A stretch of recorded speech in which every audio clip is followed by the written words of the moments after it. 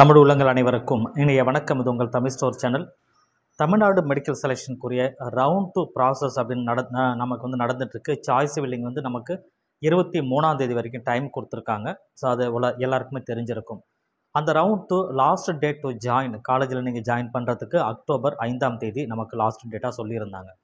Round 1ல் already வந்து join பண்ணியிருப்பீங்க, ஏன்னா அதுக்கு டேட் நமக்கு முடிஞ்சுது. ரவுண்ட் 2க்கு அக்டோபர் 5ஆம் தேதி போய் ஜாயின் பண்ணுவீங்க. ஸோ 2 மாணவர்களுமே நீங்கள் ஒரு ப்ரைவேட் மெடிக்கல் காலேஜில் உங்களுக்கு சீட்டு கிடச்சிருந்ததுன்னு சொன்னால், ஏன்னா நம்ம சேனலை பார்த்துருப்பீங்க, நிறைய பேர் பார்த்துருப்பீங்க, நிறைய விஷயங்களை தெரிஞ்சுட்டு இருப்பீங்க. ஸோ நீங்கள் நம்ம சேனலை பார்த்த நம்ம நண்பர்கள், நம்ம ஸ்டூடெண்ட்ஸ் யாராவது இருக்கிறீங்க அப்படின்ற பட்சத்தில் நீங்கள் உங்களுக்கு ஏதாவது ஒரு காலேஜில் சீட்டு கிடச்சிதுன்னா நீங்கள் அது எந்த காலேஜில் உங்களுக்கு கிடச்சிது அப்படின்ற விஷயங்களை கமெண்ட் செக்ஷனில் கமெண்ட் பண்ணுங்கள். நானும் அதை பற்றி தெரிஞ்சுக்கிறேன். ஸோ அதே நேரத்தில் வந்து இந்த வீடியோவில் பார்க்க போகிறது வந்து 2024, 2025 அடுத்த வருட மாணவர்களுக்கு நீங்கள் ஒரு ப்ரைவேட் காலேஜில் உங்களுக்கு சீட்டு கிடைக்குதுன்னு சொன்னால் எந்த அளவுக்கு வந்து ஃபீஸ் வந்து நீங்கள் தயாராக வச்சுருக்கணும் அப்படின்றது தான் நம்ம மெயினாக சொல்ல போகிறோம். நம்ம சேனலை பார்க்குற அடுத்த வருடம், அதாவது இந்த வருஷம் +2 படிச்சுட்டு இருக்கிற மாணவர்கள் அடுத்த வருஷம் நீட் எக்ஸாம் எழுத போவீங்க. ஸோ அந்த மாதிரி எழுத போகிற மாணவர்கள் யாராவது இருந்தீங்கன்னா எஸ் அப்படின்னு சொல்லி கமெண்ட்லேயே கமெண்ட் பண்ணுங்கள். ஸோ எத்தனை பேர் இருக்கீங்க அப்படின்றத நானும் தெரிஞ்சுக்கிறேன். ஸோ இப்போ அடுத்த வருடம் படிக்க போகிற மாணவர்கள் சில விஷயங்களை நீங்கள் மனசில் வச்சுக்கணும். அதுவும் குறிப்பாக கவர்மெண்ட் மெடிக்கல் காலேஜில் நமக்கு சீட்டு கிடைச்சிது அப்படின்னா எந்த பிரச்சனையுமே கிடையாது. ஸோ அதை பற்றி நான் பேசலை. ஆனால் ஒரு ப்ரைவேட் மெடிக்கல் காலேஜ் நமக்கு சீட்டு கிடைக்கும்போது நாம் தயாராக வச்சுருக்க வேண்டிய அமௌண்ட் அப்படின்றது, ஏன்னா இப்போலேருந்தே நீங்கள் உங்கள் வீட்டில் பேரண்ட்டு சப்போஸ் பார்க்குறீங்கன்னா கூட நீங்கள் தயாராக வச்சுருக்க வேண்டிய அமௌண்ட் என்ன அப்படின்றதையும் டீட்டெயிலாக தெரிஞ்சுக்கோங்க. மேபி இந்த வருடமே உங்களுக்கு நிறைய தெரிஞ்சிருக்கும், கண்டிப்பாக நிறைய வீடியோக்களை பார்த்துருப்பீங்க. ஸோ அதை பற்றி தெரிஞ்சிருக்கும். பட் இருந்தாலுமே சொல்ல வேண்டியது என்னுடைய கடமையும் இருக்குது. அடுத்த வருடம் சேரப்போகிற மாணவர்களாக இருந்தாலும் சரி, இந்த வருடம் ரவுண்ட் 3ல சீட்டு கிடச்சி ரவுண்ட் 2ல் சீட்டு கிடச்சி போகிற மாணவர்களுமே சரி, கவனமாக நீங்கள் பார்த்துக்கோங்க. என்னென்னா, நான் ஒரு காலேஜ் வயசுமே நான் சொல்லலை. ஓவராலாக நமக்கு 22 ப்ரைவேட் மெடிக்கல் காலேஜஸ் இருக்குது, 3 ப்ரைவேட் யூனிவர்சிட்டிஸ் இருக்குது. இப்போ ப்ரைவேட் யூனிவர்சிட்டிஸு ஒன்று ஆட் ஆகுது. ஸோ ப்ரைவேட் மெடிக்கல் காலேஜ் வேறு எதாவது வருமா அப்படின்றலாம் நமக்கு தெரியல. அடுத்த வருடம் சீட்டு நாம் இன்க்ரீஸ் ஆகுமான்றது இப்போதைக்கு நம்ம எதுவுமே சொல்ல முடியாது. சரிங்களா? கட் ஆஃப்ன்றது ஒவ்வொரு வருஷமும் வந்து அது அதிகமாகி தான் போயிட்டுருக்கு. அதெல்லாம் ஒரு பக்கம் இருந்தாலுமே ஃபீஸ் அப்படின்றது வந்து ஒரு ப்ரைவேட் மெடிக்கல் காலேஜில் கவர்மெண்ட் ஃபிக்ஸ் பண்ண ஃபீஸ் அப்படின்றது 4.5 லட்ச ரூபா வந்து தமிழ்நாட்டு ஸ்டூடெண்ட்டுக்கு வந்து தமிழ்நாட்டில் இருக்கிற மெடிக்கல் காலேஜில் வாங்குறாங்க. ஸோ எந்த காலேஜ் நீங்கள் எடுத்துக்கிட்டாலும் சரி, ஒரு பிஎஸ்ஜி மெடிக்கல் காலேஜ், இன்றைக்கி வந்து இப்போ ஒரு ப்ரைவேட் மெடிக்கல் காலேஜில் ஒரு நல்ல ஒரு மெடிக்கல் காலேஜ் அப்படின்னு பார்த்தீங்கன்னா கேஎம்சிஹெச் திருச்சி, அதே போல் கோயம்புத்தூர் பிஎஸ்ஜி மெடிக்கல் காலேஜிலேருந்து இது எல்லாமே வந்து பார்த்தீங்கன்னா ஒரு டாப் மோஸ்ட் இருக்கிற ஒரு மெடிக்கல் காலேஜ் தான். இப்போ எஸ்ஆர்எம், ஸோ எதுலையுமே நீங்கள் எதில் போய் சீட் எடுத்தாலுமே உங்களுக்கு வந்து பார்த்தீங்கன்னா ஒரு 4.5 லட்ச ரூபா வந்து பர் இயருக்கு நீங்கள் அட்மிஷன் ஆகும்போது கட்ட வேண்டிய ஃபீஸ். அதாவது நீங்கள் ஒரு அலாட்மெண்ட் ஆர்டர், உங்களுக்கு சீட்டு கிடச்சிது, அலாட்மெண்ட் ஆர்டர் டவுன்லோட் பண்ணதுக்கப்புறம் நீங்கள் டவுன்லோட் பண்ணும்பொழுதே கட்ட வேண்டிய ஃபீஸ் அப்படின்றது 4.5 லட்ச ரூபா. இது வந்து ஒரு சில காலேஜில் 4,35,000 அப்படின்னு சொல்லி வாங்குவாங்க, ஒரு சில காலேஜில் 4.5 லட்சம் வாங்குறாங்க. ஸோ இதை விட குறைவானது அப்படின்னு எந்த காலேஜிலுமே கிடையாது.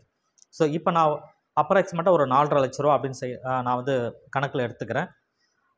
4.5 லட்ச ரூபா நீங்கள் கட்டிட்டு அலாட்மெண்ட் ஆர்டர் டவுன்லோட் பண்ணி காலேஜில் சேர்றீங்க. அப்படி சேரும்பொழுது அங்கே வந்து எக்ஸ்ட்ரா ஒரு 1,45,000 ரூபா, 1.5 லட்ச ரூபா கிட்ட ஒரு அமௌண்ட் வந்து கலெக்ட் பண்ணுவாங்க.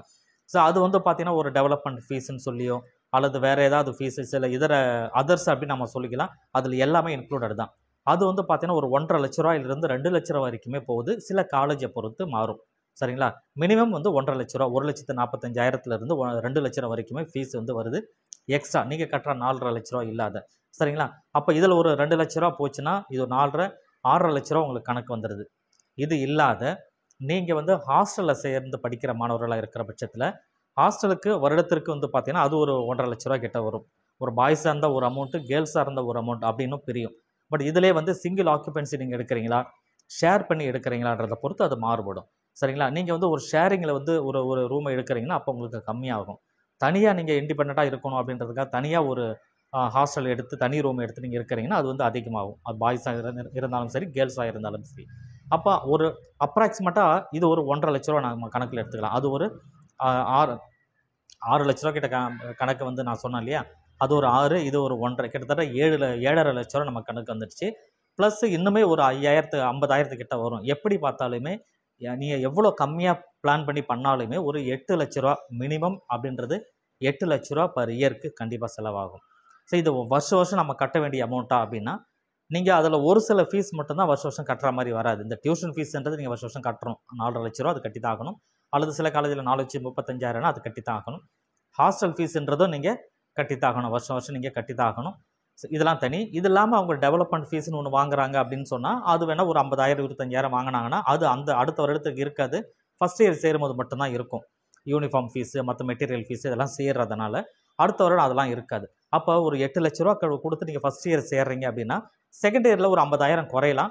ஒரு 7.5 லட்ச ரூபா கிட்ட வரலாம். இது வந்து டிபெண்டிங் அப்போ அந்த காலேஜ் இது வந்து மாறுபடும் உங்களை காலேஜை பொறுத்து. சரிங்களா? இது ஸ்டாண்டர்டாக எல்லா காலேஜுக்கும் இதுதான் அப்படின்றது கிடையாது. அப்போ தோராயமாக ஒரு 8 லட்ச ரூபா இருந்தால் மட்டும்தான் ஒரு காலேஜில், ப்ரைவேட் காலேஜில் ஒரு கவர்மெண்ட் சீட்டு நீங்கள் எடுக்க முடியும். கவர்மெண்ட் சீட்டு நான் சொல்கிறது மேனேஜ்மெண்ட் கிடையாது. மேனேஜ்மெண்ட்னா அது எங்கேயே போயிடும். சரிங்களா? இப்போ நான் அது 15 20ன்னு சொல்லி போகிறது அதெல்லாம் தனி. 15 லட்ச ரூபாயிலேருந்து 20 லட்சம் வரைக்கும் போகிறது. இப்போ நான் சொல்கிறது கவர்மெண்ட் சீட்டு ப்ரைவேட் மெடிக்கல் காலேஜில் கவர்மெண்ட் கோட்டாவில் நீங்கள் சேர்றீங்க இல்லையா, அதற்குண்டான ஃபீஸ் மட்டும்தான் இது. ஸோ இப்போது இந்த ரவுண்ட் 2ல் காலேஜில் போய் சேர்கிற மாணவர்கள், ரவுண்ட் 3ல் காலேஜில் போய் சேர்கிற மாணவர்கள், அடுத்த வருடம் சேர போகிற மாணவர்கள், ஏன்னா ஃபீஸ் இப்போ தான் ரிவைஸ் பண்ணியிருக்காங்கன்னா அடுத்த வருஷம் சேஞ்சஸ்லாம் பெரும்பாலும் இருக்காது. இந்த வருடம் என்ன இருக்கோ அதே தான். எக்ஸாக்டாக நமக்கு என்ன தான் வருது அப்படின்றத இப்போ காலேஜில் நம்ம ஸ்டூடெண்ட்லாம் போய் சேர்றாங்க அப்படின்ற பட்சத்தில் அவங்கக்கிட்ட கேட்டு நம்ம ஆக்சுவலாக என்ன வருதுன்றதை, எந்த காலேஜுக்கு என்னன்றதை தனியாக ஒரு வீடியோ நான் கொடுக்குறேன். ஸோ மைண்டில் வச்சுக்கோங்க. திருப்பி நான் உங்களுக்கு கொடுக்குறேன். இப்போதைக்கு அடுத்த வருடம் படிக்கிற மாணவர்கள் இந்த அளவுக்கு தேவைப்படுதுன்றதை மனசில் வச்சுக்கோங்க. பேரண்ட்டாக இருக்கிற பட்சத்தில் இதை ஞாபகம் வச்சுக்கிட்டு உங்கள் ஸ்டூடெண்ட் படிக்கிறதுக்கு உண்டான இந்த அமௌண்ட்டை தயாராக வச்சுக்கிட்டு நீங்கள் நீட்டுக்கு அப்ளை பண்ணி ஒரு நல்ல ஒரு மார்க் எடுக்கிறதுக்கு உண்டான வழிகளை பாருங்கள். நான் திரும்ப திரும்ப சொல்கிற ஒரே விஷயந்தான், நீட்டு நமக்கு நீட் எக்ஸாம் எழுதிட்டு நீட்டில் நல்ல மார்க் நீங்கள் எடுத்துட்டிங்கன்னா பணம் வந்து தேவைப்படாது. நீட்டில் கம்மியாக எடுத்தீங்க ஆனால் எம்பிபிஎஸ் சீட்டு தான் வேணும்னா பணம் கையில் அதிகமாக இருக்கணும். இந்த 2 விஷயந்தான் இருக்குது. இதில் எதை நம்ம சூஸ் பண்ணணும் அப்படின்றத அடுத்த வருடம் படிக்க போகிற மாணவர்கள் மைண்டில் வச்சுக்கிட்டு படிங்க. தேங்க்யூ ஃபார் வாட்சிங். இந்த வீடியோவை ஷேர் பண்ணிக்கோங்க. தேங்க்யூ.